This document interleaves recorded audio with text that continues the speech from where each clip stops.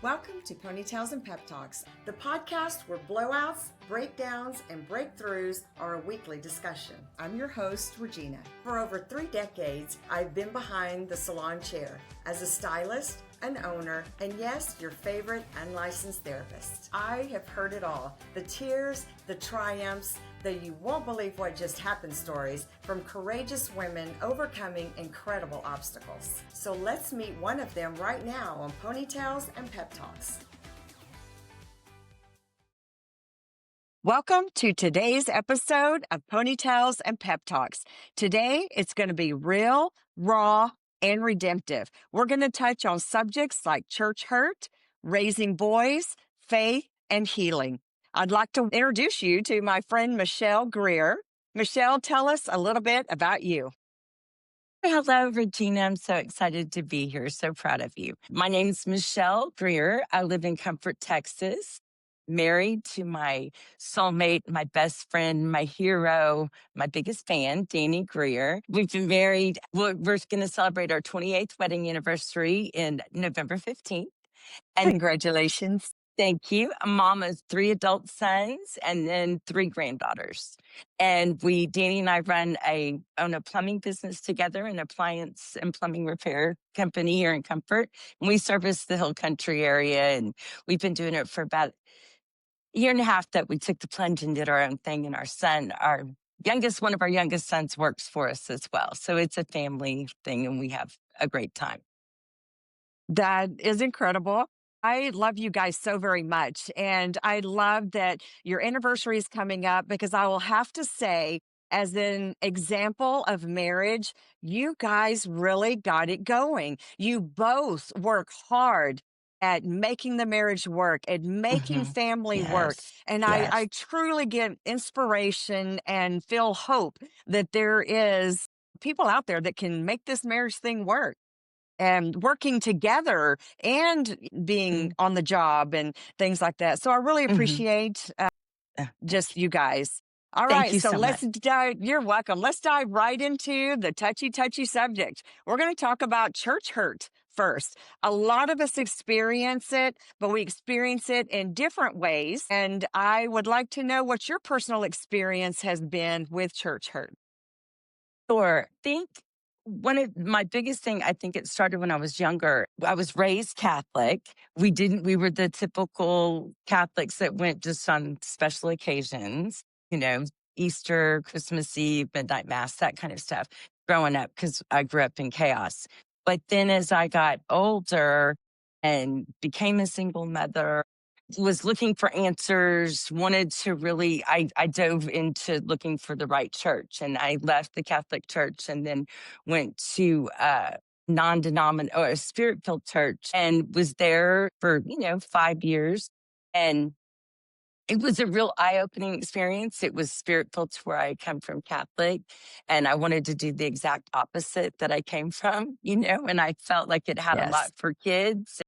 So I liked the youth program, and I loved the Rainbows teacher, which was you. So I really liked, they portrayed it as such a family church and everything was so healthy. And so I thought that that's where I belonged. So went there and, was really, didn't date, didn't do anything, just plugged into the church and with my 2 boys and just kind of was at church on Tuesday for prayer, was church, on Sunday, on Wednesday, tried to be as plugged in as I could. Had my boys in Rainbows and Royal Rangers and all the stuff that you thought you were supposed to. And then I still was looking for someone, I wanted a husband and a father for my sons. I wanted somebody that was my soulmate, and I really didn't want to settle. So I just put everything into myself, making myself better and being a better person. And I figured I did a lot of self-help and in a lot of therapy, Christian therapy and non-Christian therapy, secular therapy as well. But so I just kept working on myself and thought, you're going to attract. The better you make yourself, the better you're going to attract. If you're in a bad spot, you're going to attract someone in a bad spot. So I went, did all of this stuff, and then I was set up with a guy who's now my husband, Danny, but Yes. through somebody that wasn't at church. Anyway, and the church didn't approve of me going out with someone that didn't go to the church. And Danny drank alcohol, he drank beer. They didn't believe in that. There was the list. I really prayed about it and I went against what they suggested and I went out with them. And we literally, I mean, it was a blind date. We fell in love literally. We were married 3 months later after we Yeah, first met. it's we do everything that we can. And then, Hmm. like you say, there's the list that everyone Yes. gives us that they Yes. think you should do. But when it Yes. comes down to it, we truly have to listen to our own tuition, our Hmm. own gut, Agree. and go with what we believe that God is leading us. Right. And, like many people that are on this journey to search for more in life, Right. that's the path that we take. We start in Hmm. church, we go to church, we make ourselves better. Hmm. And I appreciate that you guys, did that because Yeah. now you got the marriage you deserved. Yes, and the church used words like which, that we were unequally yoked and that he was sent a stumbling block from the devil, that kind of stuff that you get from a lot of the church elders. It was a different Yes. environment and it was very traumatic to go through that you were, like, the words they were using. Yes. But that's when I learned I had to believe that I had to have a relationship with God, not a pastor and not a women's meeting group or, a pastor's wife or anyone else. I had to listen to God and to myself and had to trust myself enough to do that. You did. The thing is, it's not even just this religion or this Right. faith. No, Women exactly. all over the world suffer from church hurt and blame and what whoever they is, Hmm. the leader of the group or even other countries and stuff, what they believe that we should do. So Hmm. it is so important that we do listen to God and listen to what's right for us. And this was back in the 90s when the big facade of the American church was going on, when we were all living kind of behind masks, so to speak. And we thought that Yes. everything was perfect on the inside, and it wasn't. It wasn't. And Yeah. mask is definitely the best word Hmm. because in our experience of church together, you and I Hmm. both saw all these masks that people put on, Yes. and we Yes. thought their world was perfect behind closed doors, Absolutely. that they were doing Absolutely. all the right things. And many times we felt guilty. We felt Hmm. like we didn't have it together. They Hmm. all do, and actually felt less of ourselves. But Right. the incredible thing is, eventually, those masks fall off, That's and we right. find out, you know what? We weren't doing that bad. That's right. That's exactly right. And the longer you stay in a church and the smaller the church, I think as well, those masks do fall off. They do. They And do. that can be a good thing. It can. It can be. It can be for everyone. It Absolutely. was good for us because we had them on such a pedestal.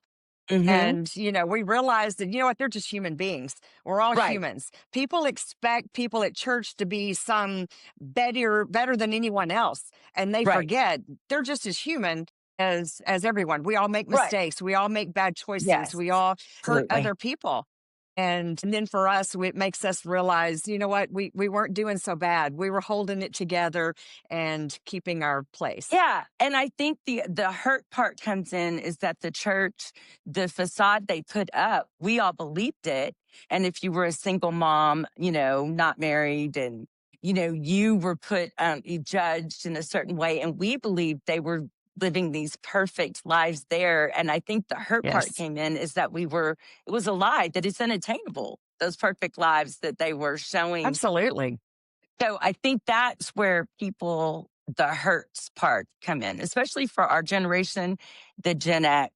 I think you know, I think Yes, that, yeah, we were the first latchkey kids, our yes. generation. And then I think we started looking for religion and we were looking to get an answer Structure. out of the chaos. Excuse me. Yeah, And so, yeah, get an answer. Yeah, to find answers. We didn't want to raise our kids in the same chaos. So then we went to church, those of us that weren't raised in it. And then you find out that it was all a bunch of BS. It wasn't true. So, I Exactly. think that that's hurtful.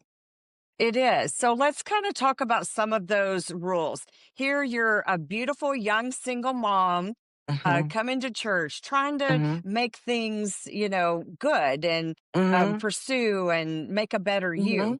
So, what were some of those challenges that happened at church, Right. Sure. that brought Well, about I some was of those hurts?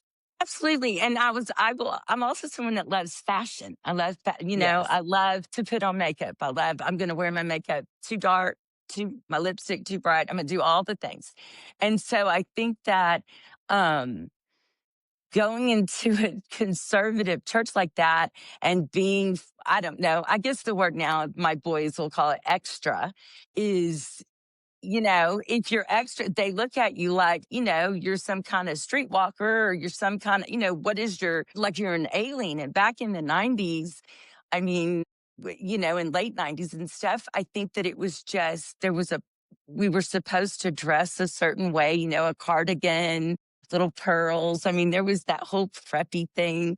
And, I wanted, Yet we had just come out of the world of Madonna. well, that's That where I was wanted way to out be. there. Hello. Exactly. That Exactly. was okay, and I was trying to not be Madonna because I had 2 small kids and I especially boys, and I didn't wanna do that, but I wanted Yes. to dress cute, and I wanted to attract. I was looking for someone. When you're Yes. single and you have children and you're trying to be the way the church says, you're trying all of these things and you're just like, nothing's working. Yeah. It gets to be too much Mhm. to Yeah. live up to expectations of Sure. everyone around us. Sure. Yes. Absolutely. Absolutely. And your own expectation.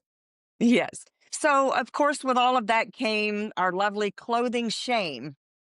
You shouldn't be wearing that. That's too tight. That's too sexual. That's too, Mhm. you can't be that when you're not there. You can't, you in church, you got to be this. Right. So, which is not a fun place to be. And No. then, of course, there's the, oh, well, you have young boys, and they do become aware. I truly will never forget going bathing suit shopping with my kids. So I have a girl and a boy. And I dared to come out of the dressing room with a two-piece bathing suit on. It wasn't super revealing, nothing. Mhm. My Mhm. eight-year-old son turns around and looks at me and says, no. And I'm like, who are you to judge me? But he I know. already at 8, 10 years old was, becoming aware. So I do understand, the side of we do need to dress appropriately, but you can dress appropriately and be sexy and beautiful and still love Jesus with all your heart. Yes. And we have to find that balance. And it's just not fun finding that balance sometime. No, and I also think it's the motive behind the person because Yes, you can be a Jezebel and be wearing a cardigan and a pearl necklace. absolutely. I mean, you Absolutely. can The be mask. Yeah. absolutely. You can wear a mini skirt and, and like to wear above knee high boots or something, which I have Yes. done. Me too. And people are very shocked, especially we're in a small Texas town and that's even more so. But I don't know. I think the judgment from it was just so hurtful because it came from church, like from people you knew. And you were like, but you know me. Why would you think, what would it matter? Especially the bathing suit. The rules where you couldn't wear a two piece if you were in public, that it would be a stumbling block for other people, for men, for other people's husbands. And I used to think, okay, if my stomach, my two-piece bathing suit and my 2 children body, at that time, Yes. if that's gonna be your stumbling block, you got bigger problems. Where Absolutely. I mean, I just didn't think I did not understand that at all. And so Yes. that was very confusing for me. And it just I thought, and I'll Think tell you, I thought, I don't wanna marry a man like that. That's what I right. thought. Absolutely. And I think a lot of the judgment, honestly, too, comes from sometimes just women that are jealous, Yeah. because they look at you and go, gosh, she looks really good. Mhm. And I all of a sudden feel ashamed of my body. And I truly believe a lot of the judgment comes from that. So, as women, I think we need to be careful of our own self. If we Hmm. start to judge someone else, what's our motive? Or did we immediately feel something shameful about ourselves that, well, I shouldn't have ate that cake last night? Right. With Right. it being Halloween just happened and I was out and about on the town and, saw a lot of very creative costumes. And there was this one particular girl that just looked totally hot.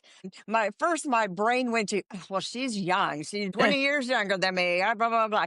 And this was still all in my head though. And I stopped myself and I went, you know what? She is gorgeous. She is taking care of herself. She is Yes. eating well. Her face was beautiful. I know nothing about her. And I bet she's a wonderful, incredible human being. And I looked Hmm. at her a total different way after that because Yes. honestly, I was judging my own self. Oh Mhm. gosh, I put on 10 pounds I don't like. So we just need to check ourselves That's as right. women also. We So do. let's go back to now you did get married. Things are Yes. going well. And you're like, well, Yes. now I want to be the best wife that I know how to be.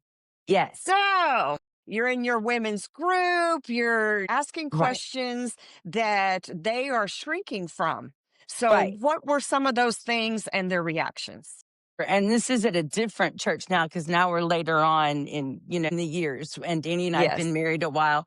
And I was really struggling because I wanted to make sure, I guess we were married about 7 or 8 years. And well, I guess when I had Creed and when you're breastfeeding and when you're trying to do all of that, you don't feel sexy, right? You Yes. don't feel, I did not.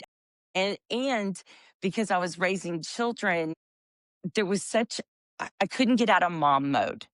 I didn't know Yes. how to be a wife. Like I just didn't. And the boys were 8, I guess. Okay. There's 10 years between my oldest and then Creed. So, and then Christian is 8 years older. And so there was this real having a baby and then having one, into, uh, what was it? The Ninja Turtles, that kind of stuff. Yes. It was just everything I was just scattered and I couldn't figure it out. And I just felt overwhelmed and I was really struggling. So their women's group, had women's meetings at our church. And so I went to them and I went in, they were doing Bible studies, and I went in with my list of questions and my list of issues and I needed answers and other things I thought we were going to talk about. I had questions like, how are y'all keeping your marriage?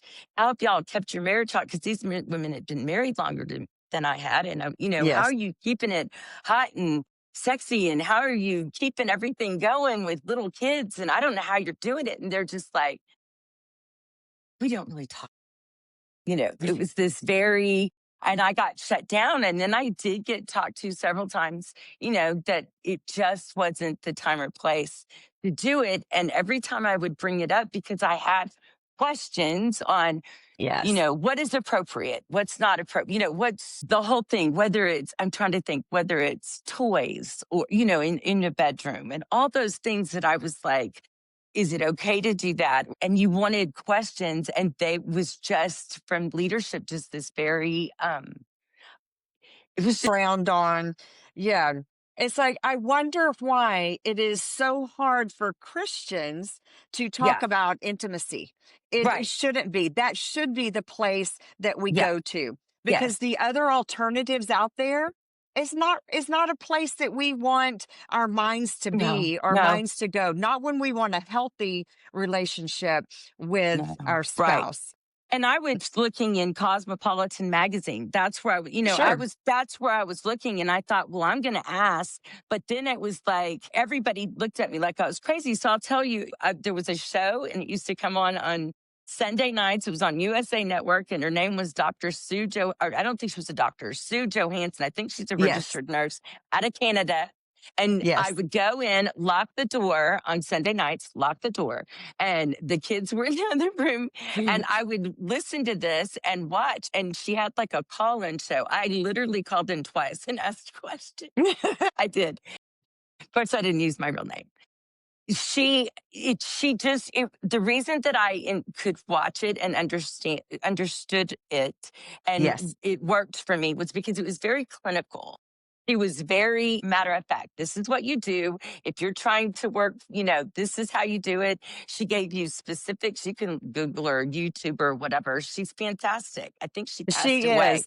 I watched it several times also. And same thing. She was a much older woman with Much. knowledge Yes. and like you say, everything was very clinical and but explained it in a wonderful way that you did not Yes. feel shameful for Mm-mm. watching Right. because she really did help.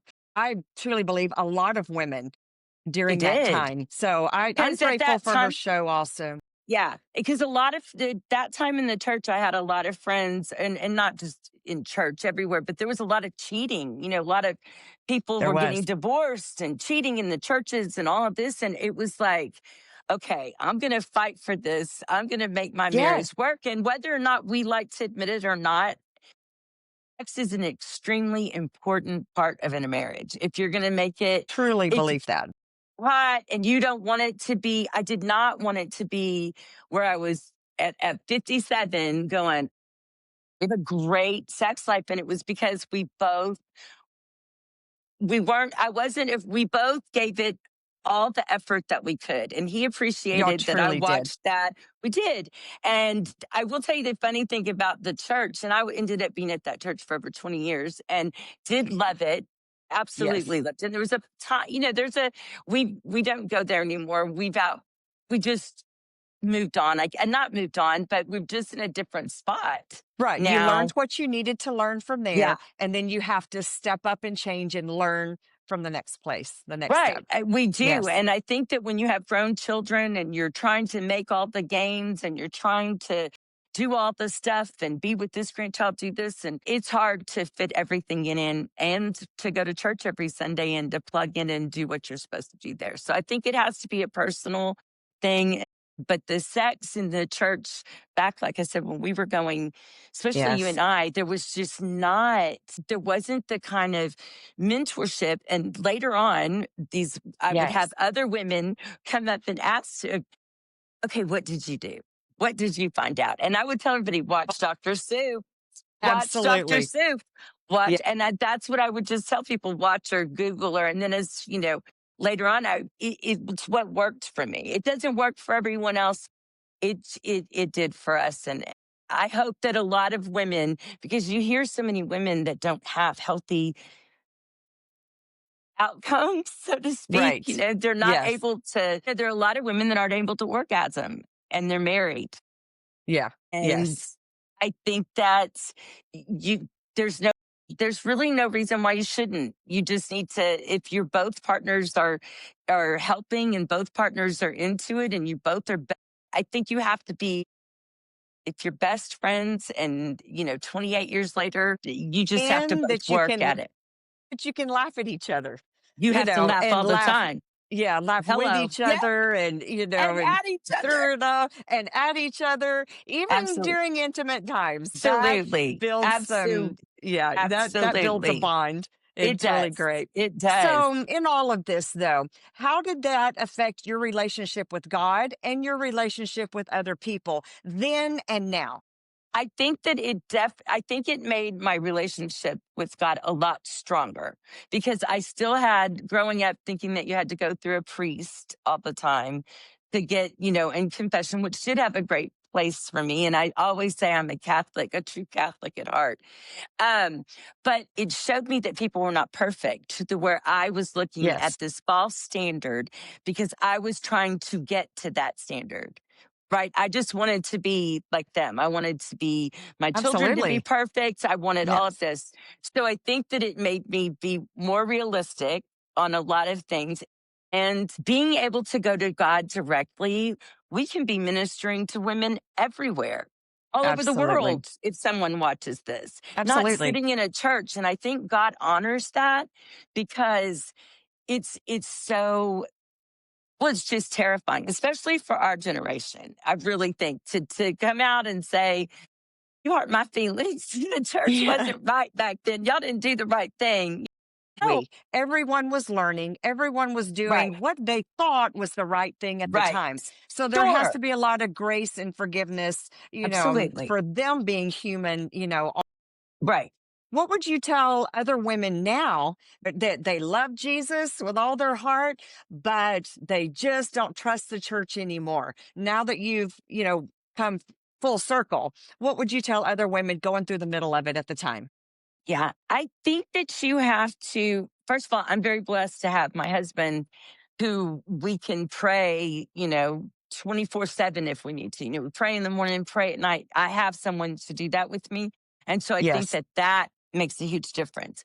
But I think that if you've been hurt in the church, there is such a wound. It's like a family wound. It's a it very is. deep one. And you have to just remember one of the many things I had learned in church is that to hate the sin, not the sinner, right? Absolutely. Yes. So Yes.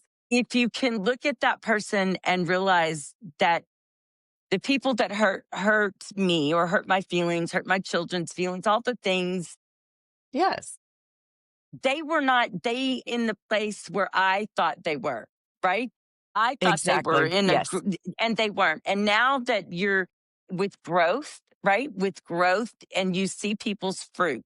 And that's the thing that I would say to anybody, whether it's a church or you're looking to have a small home church. A lot of people like to meet in different homes and do that. There's all kinds of things.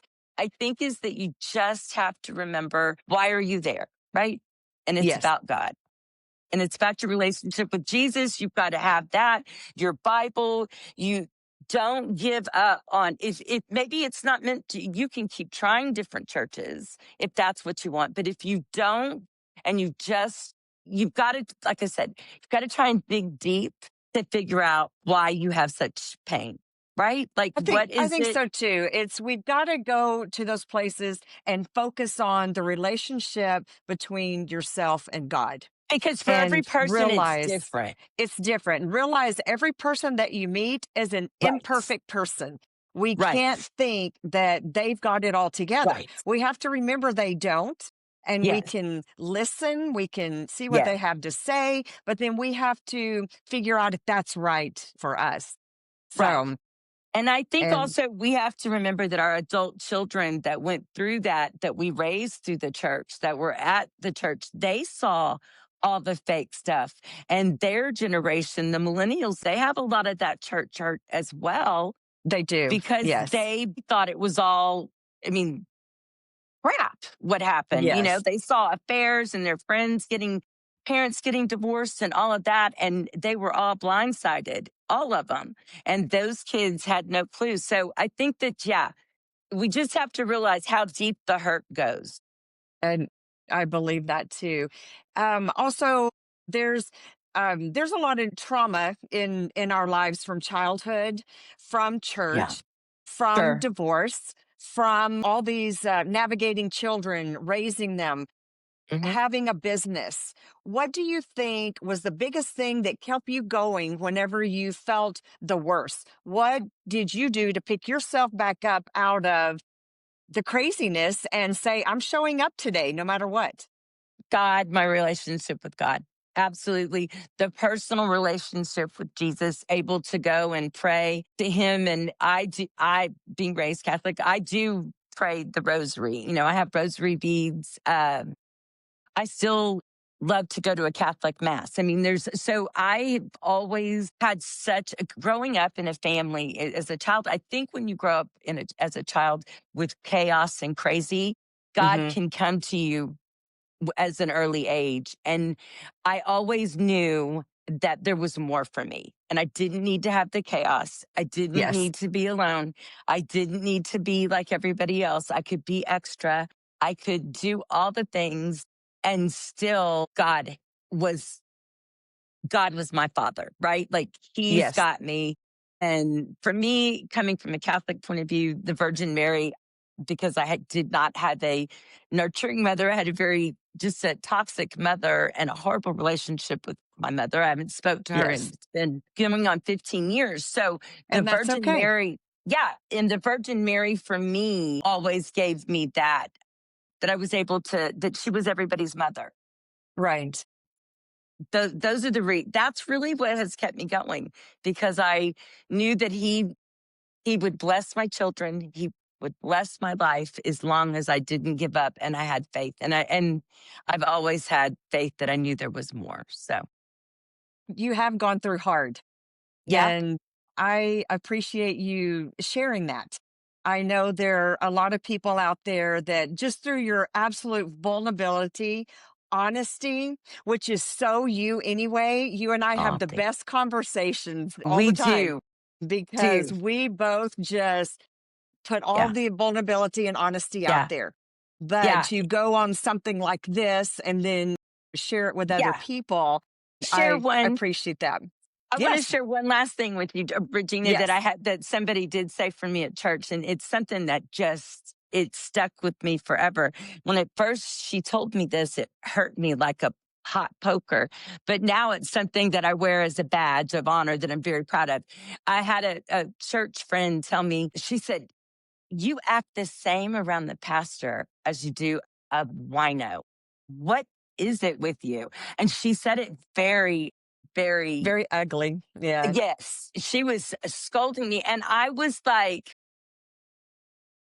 That's the why best would I act compliment any? ever. I know, but at the time I looked at her, I was like, well, why would I act any different? And then I Yes, was like, and then my husband was like, Michelle, that is one of the best compliments ever. And then now, absolutely. 20 years later, I'm like, that was, yeah. So that Yes. is exactly, I think if anybody gets anything out of this, that's important.